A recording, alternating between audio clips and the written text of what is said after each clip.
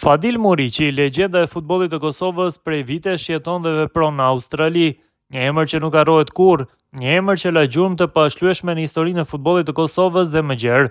Ai ishte futbollisti që e dritte ish Jugosllavin, duke tronditur klube si Crvena Zvezda dhe Partizani i Beogradit, Hajduku i Splitit, Dinamo e Zagrebit dhe Velezhi i Mostarit, apo dhe Sarajeva.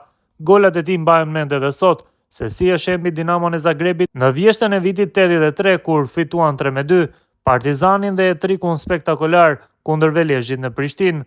Pas largimit të legjendës Fadil Vokri ishte pikërisht Muriqi, ai që mori shëritin e kapitenit të gjeneratës së artë të Prishtinës. Sot nga Australia, Fadil Muriqi vjen me një mesazh të fuqishëm dhe ekskluzivisht për bashkëshorten e tij Lumnien, 39 vite të lumtura së bashku, ka shkruar ai në profilin e tij në Facebook.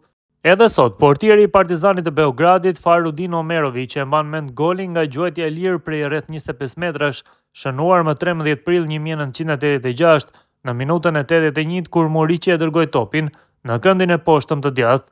Po ashtu portieri i Velezhit, Vukashim Petranović, nuk i ka harruar 3 golat e pësuar në Prishtinë më 30 mars 1986, njëri prej tyre nga 18 metra. Nga Maradona i Kosovës, Fadil Muriqi, 10 i famshëm i Prishtinës, pas vitit 1988 karrierën e vazhdoi në Rijeka të Kroacisë, një yll që nuk harrohet kurrë, së bashku me vllain e tij Xhevdet Muriqin, ishin emrat që bombardonin portat e klubeve të mëdha dhe ishin macja e zezë për Dinamon e Zagrebit. Xhevdet Muriqi sot jeton dhe vepron në Prishtinë.